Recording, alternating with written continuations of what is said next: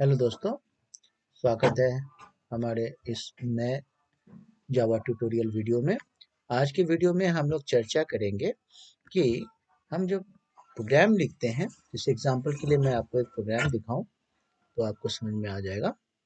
जैसे हम लोग एक प्रोग्राम लिखा कि क्लास, उसके बाद जैसे स्टार्ट करते हैं क्लास से, क्लास नेम देते हैं, फिर लिखते हैं public static void main string args, फिर कर्ली ब्रेसेस लगाते हैं system dot out dot println welcome to Java. Example के लिए लिखा है, दो कर्ली ब्रेसेस बंद कर दिया, क्लास के लिए है लास्ट वाला, और एक जो मेन मेथड का हमने कर्ली ब्रेसेस यहाँ स्टार्ट किया है इस जगह, और हमने क्लोज किया इस जगह। क्लास का कर्ली ब्रेसेस यहाँ स्टार्ट किया और इसको क्लोज किया। अब हम समझने की कोशिश करेंगे कि ये क्या चीजें हैं, ये जो लिख रहे हैं ये क्यों लिख रहे हैं, और स्पेसिफिक जो कीवर्ड्स का इस्तेमाल कर रहे हैं वो क्या है। तो सबसे पहले हम लोग समझते हैं क्लास और क्लास नेम।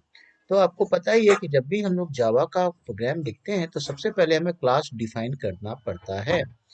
देखिए, जब आप पहले सी या सी प्लस प्लस करने के बाद जावा में आते हैं तो आपको पता होगा कि सी में तो क्लास का कोई कॉन्सेप्ट नहीं है, क्योंकि वो प्रोसेस ओरिएंटेड या प्रोसीजरल प्रोग्रामिंग लैंग्वेज है।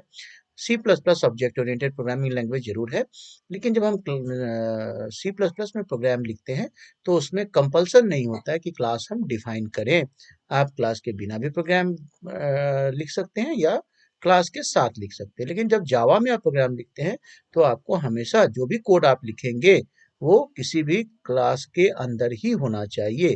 तो जो पहला आप जो वर्ड देख रहे हैं क्लास, वो कीवर्ड है। Class is a keyword used to declare a class in Java, है ना। तो क्लास कीवर्ड है और उसके बाद क्लास का नेम लिखते हैं। क्लास का जो नेम लिखते हैं वो इस तरह से लिखा गया, एग्जाम्पल के लिए इसकी जगह आप कुछ भी लिख सकते हैं। जैसे आप स्टूडेंट डिटेल हो गया, एम्प्लॉय डिटेल हो गया, माई प्रोग्राम हो गया, कुछ भी लिख सकते हैं आप, है ना। क्लास क्या होता है? Class is A blueprint for creating objects. किसी भी ऑब्जेक्ट को क्रिएट करने का जो ब्लूप्रिंट होता है कि ऑब्जेक्ट का प्रॉपर्टी क्या होगा और उसकी बिहेवियर क्या क्या होंगे, ये उसके आपको उसको डिफाइन करता है ऑब्जेक्ट को, कि ऑब्जेक्ट किस तरह के होंगे। फॉर एग्जांपल, सपोज करो मैंने एक क्लास बनाया बैंक नाम का। बैंक नाम का हमने क्लास बनाया, तो उस क्लास के फील्ड क्या होंगे। तो जो कस्टमर है, मान लो कोई कस्टमर है जो उस बैंक का एक कस्टमर है, तो उसको हम उसका एक ऑब्जेक्ट मान सकते हैं। अब बैंक के कस्टमर की प्रॉपर्टीज क्या होगी, है ना, यानी उसके एट्रीब्यूट्स या फील्ड्स क्या होंगे। तो कस्टमर आईडी होगा, है ना, या अकाउंट नंबर कह सकते हो, है ना, अकाउंट होल्डिंग नेम कह सकते हो, है ना, ओपनिंग बैलेंस कर सकते हो, ठीक है। तो लास्ट डेट ऑफ ट्रांजेक्शन, ये सारे उसके क्या हो गए, फील्ड्स हो गए। और उसके बिहेवियर्स यानी मेथड्स कौन कौन से होंगे। तो मान लो सपोज करो किसी भी कस्टमर का कैलकुलेट कर रहे हैं करेंट बैलेंस, तो करेंट बैलेंस कैलकुलेट करने के लिए आपका ओपनिंग बैलेंस प्लस जो भी अमाउंट वो डिपॉजिट करता है, या करेंट बैलेंस माइनस जो भी अमाउंट वो विड्रॉ करता है। तो इसको इस इन चीजों को लिखने के लिए हमने एक मान लो डिपॉजिट नाम का मेथड बना लिया, एक विड्रॉ नाम का मेथड बना लिया, ताकि करेंट बैलेंस हम चेक कर सके। तो ये दो क्या हो गए, विड्रॉ और डिपॉजिट, ये हो गए मेथड्स, है ना।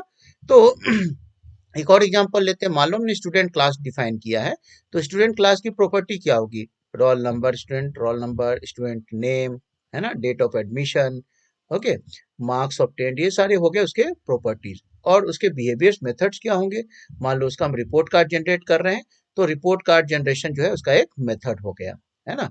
मान लो एम्प्लॉय नाम का क्लास है, तो एम्प्लॉय नाम के क्लास के प्रॉपर्टीज क्या हो गए, एम्प्लॉय आईडी, एम्प्लॉय नेम, है ना, department, date of joining, salary, ये सारी चीजें हो गई उसकी प्रॉपर्टीज। और कैलकुलेट कर रहे हैं उनकी हम लोग ग्रॉस सैलरी या नेट सैलरी, तो वो जो है ग्रॉस सैलरी के नाम से या नेट सैलरी के नाम से हम मेथड डिफाइन कर सकते हैं, ठीक है। तो ये सारी चीजें हो गई उसके मेथड। तो कोई भी क्लास जब हम डिफाइन करते हैं तो उसके अंदर हम लोग उसके अंदर की जो ऑब्जेक्ट्स जो उस क्लास के टाइप के होंगे, उसके प्रॉपर्टीज क्या होंगे और उसके बिहेवियर्स या मेथड्स क्या होंगे, ये हम उसके अंदर डिफाइन करते हैं। जो हम क्लास नेम लिखते हैं, ये एक तरह का प्लेस होल्डर जो हम क्लास नेम के तौर पर इस्तेमाल करते हैं। ये जो है कैमल केस कन्वेंशन में लिखा जाता है। कैमल केस का मतलब फर्स्ट कैरेक्टर, और जो कंप्लीट वर्ड है इसके दो सेक्शन होते हैं, तो जो सेकंड सेक्शन है उसका भी फर्स्ट कैरेक्टर हम कैपिटल लेटर में लिखते हैं। For example my program, employ detail, यहाँ ई और डी कैपिटल है। तो ये हुआ क्लास नेम लिखने का तरीका। कर्ली ब्रासेस क्या होता है? कर्ली ब्रासेस जो है स्कोप ऑफ द क्लास को डिफाइन करता है। ये कर्ली ब्रेसेस कहाँ, देखो जब भी हमने क्लास डिफाइन किया था उसके बाद हमने कर्ली ब्रेसेस, ये यहाँ पर हमने, देखो मैं इसको हाईलाइट करके दिखा रहा हूँ ये, और ये क्लोज कहाँ हो रहा है ये, तो यानी कि इसका जो स्कोप है इस क्लास का वो यहाँ तक है, ये सारी चीजें इस क्लास के अंदर ही आ रही हैं। तो कह रहा है क्या कि any code inside these branches belong to the class being defined. अब आते हैं हम लोग पब्लिक स्टैटिक वॉइड में, जो तीसरी लाइन है। पब्लिक का मतलब क्या हुआ, this is an access modifier है, इसे कहते हैं हम लोग, which means that the method is accessible from anywhere, यानी इसके अंदर जो भी मेथड डिफाइन किया गया है। अब हमारे इस प्रोग्राम में तो ओनली ए सिंगल मेथड यानी कि मेन ही डिफाइन किया गया है। तो जब आप मेन को इस्तेमाल करना चाहते हो तो आप आउटसाइड ऑफ द क्लास आप उसको इस्तेमाल कर सकते हो, कहीं से भी इस्तेमाल कर सकते हो।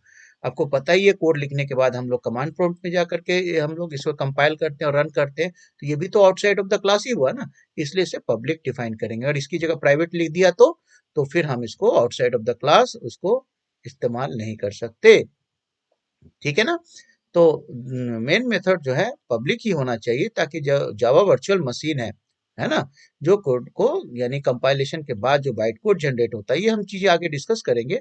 उसको रन करने के लिए जेवीएम होता है जावा वर्चुअल मशीन, तो वो उसको कॉल नहीं कर पाएगा अगर आप पब्लिक डिफाइन नहीं करोगे। तो ये जावा वर्चुअल मशीन को हम लोग डिटेल से अगली क्लास में समझेंगे। स्टैटिक क्या होता है, static means the method belongs to the class itself, not to an instance of the class, है ना। तो static अगर हम क्लास के किसी भी मेथड को static डिफाइन कर दिया तो वो उस क्लास का मेथड बनता है, ना कि किसी स्पेसिफिक ऑब्जेक्ट का, है ना। तो अगर आप जो है स्टैटिक नहीं लिखते हो तो पहली जो आपकी कंपल्सन हो जाती है कि उस क्लास के मेथड को इस्तेमाल करने के लिए आपको पहले क्लास का एक ऑब्जेक्ट बनाना जरूरी है। अब आप देखते हो कि जब हम प्रोग्राम लिखते हैं तो हम लोग बिना मेथड बनाए ही आउटसाइड ऑफ द क्लास उसको हम लोग कंपाइल और रन कर लेते हैं, वहां कहीं तो हम ऑब्जेक्ट बनाते नहीं हैं। तो ये तभी संभव हो पाता है जब आप किसी भी मेथड को स्टैटिक बना देते हो। स्टैटिक डिफाइन करने से उस क्लास के मेथड को बिना ऑब्जेक्ट बनाए भी यूज किया जा सकता है, जिसके चलते जेवीएम जो है हमारा वो क्या करता है, मेन मेथड को बिना इंस्टेंस ऑफ द क्लास यानी ऑब्जेक्ट ऑफ द क्लास बनाए उसको इस्तेमाल कर पाता है। आशा है आप समझ रहे होगे, कोई भी कंफ्यूजन होगी तो आप इस वीडियो को फिर से देखिए, आपको समझ में आने लगेगा। बाकी एग्जांपल के साथ हम लोग समझेंगे। वॉइड क्या होता है, this indicate that the main method does not return any value. Functions value return कर भी सकते हैं या रिटर्न नहीं कर सकते हैं। अगर कोई फंक्शन वैल्यू रिटर्न करता है तो उसको हम लोग वॉइड डिफाइन नहीं करते हैं, बल्कि वहां पर हम लोग इंट, फ्लोट, स्ट्रिंग कुछ भी डिफाइन कर सकते हैं, वो return type of the method कहलाता है। आगे हम समझेंगे कि जो मेथड की टाइप हम डिफाइन करते हैं वो जो डिफाइन करते हैं कि जो भी फंक्शन जिस तरह की वैल्यू को रिटर्न कर रहा है, वो इंट वैल्यू रिटर्न कर रहा है, फ्लोट कर रहा है, स्ट्रिंग कर रहा है, तो उसके टाइप से ही मेथड का भी टाइप डिफाइन हो जाता है। लेकिन चूंकि मेन मेथड कोई भी वैल्यू रिटर्न नहीं कर रहा, ठीक है ना, बस अपने इंटरनल कोड को रन करके दिखा रहा है, तो इसलिए इसको हम लोग वॉइड ही रखते हैं, है ना। तो the method does not produce any result that needs to be returned to the JVM, इसलिए हम इसको void रखते हैं। मेन क्या होता है, this is the name of the method, ठीक है। किसी भी प्रोग्राम में आपने सी, सी प्लस प्लस सब में देखा होगा कि जब भी आप प्रोग्राम लिखते हो तो एटलीस्ट एक मेथड जरूर होगा और उसका नाम मेन होगा। ये क्या होता है, मेन जो है जावा में serves as the entry point for program execution, है ना, इसे गेटवे प्रोग्राम भी कह सकते हैं। तो when you run a Java application the JVM looks for the main method to begin the execution. तो जेवीएम जो है जब रन करेगा तो पहले वो मेन मेथड को ढूंढेगा और जहां मेन मेथड मिला उसके बाद ही वो कोड को रन करेगा, वहां से स्टार्ट करेगा। स्ट्रिंग आर्ग क्या होता है, this parameter is an array of string objects, है ना। ये क्या है, एरे ऑफ स्ट्रिंग ऑब्जेक्ट। आर्ग की जगह आप कुछ भी डिफाइन कर सकते हो, कोई भी वेरिएबल नेम लिख सकते हो। It is used to store any command line argument pass to the Java program when it is executed.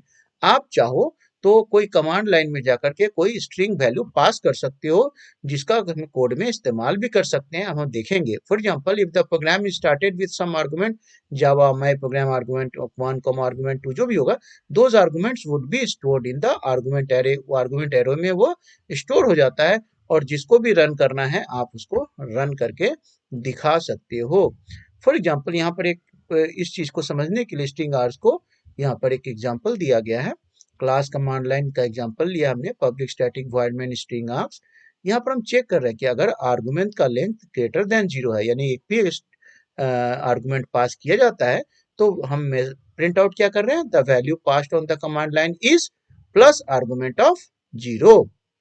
तो वो उस आर्गुमेंट को प्रिंट करेगा, otherwise system dot out print no argument passed ऐसा मैसेज दिखाएगा। ठीक है, तो इसको चलिए हम लोग कोड को रन करके पहले देखते हैं।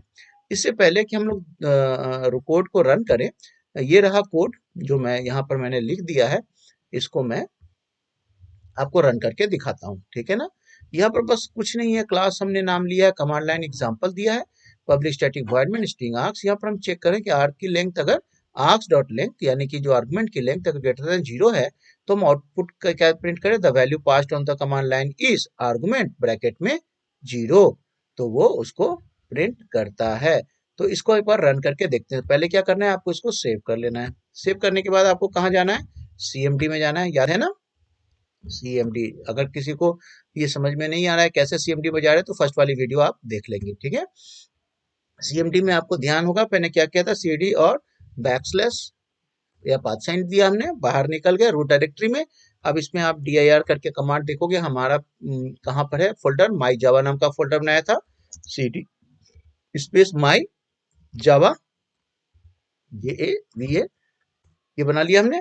अब हमें क्या करना है, प्रोग्राम को, अब चाहो तो आप dir करके देख सकते हो इसके अंदर कौन कौन सी फाइलें हैं। आपको ध्यान होगा कल मैंने कैलकुलेटर नाम का पिछले वीडियो में बनाया था क्लास, उसको रन करके भी आपको दिखाया था। आज का हमारा क्लास कौन सा है, कमांड लाइन एग्जाम्पल। तो यहाँ पर हम लोग क्या करेंगे, पहले कंपाइल करेंगे, जावा सी कमांड लाइन एग्जाम्पल, है ना, एग्जाम्पल डॉट जावा, है ना, इस तरह से हम लोग कंपाइल करते हैं। ठीक है, ये कंपाइल कर दिया। अब मान लो हम लोग कमांड दे रहे हैं जावा और कमांड लाइन एग्जाम्पल। ठीक है, ये मैंने दे दिया, तो मैंने कोई आर्गुमेंट अभी पास नहीं किया है। तो देखो क्या मैसेज आ रहा है, नो आर्गुमेंट पास।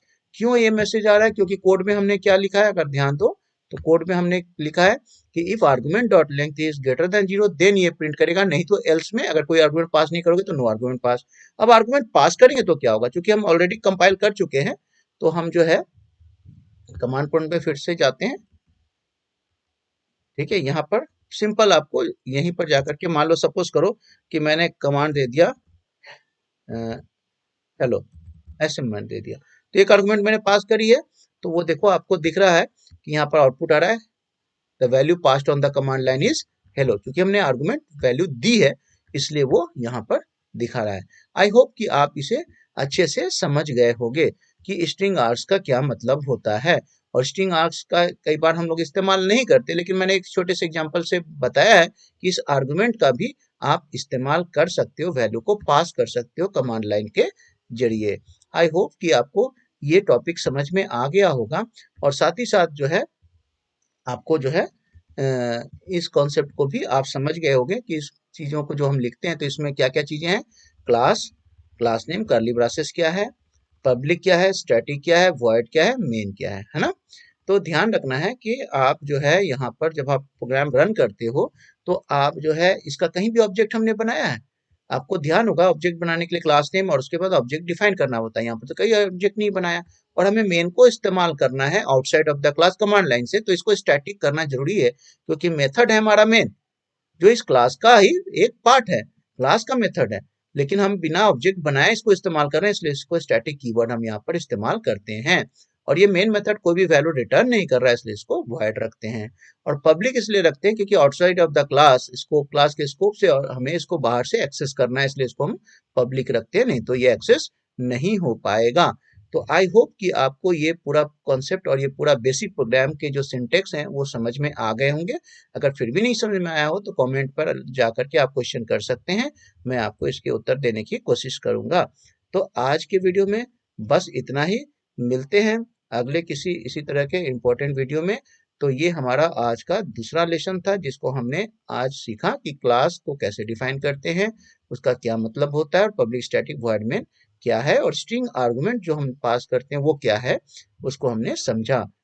ठीक है, अगर वीडियो पसंद आया हो तो आप प्लीज लाइक करें, शेयर और सब्सक्राइब जरूर करें। तो मिलते हैं अगले एजुकेशनल वीडियो में। Keep learning.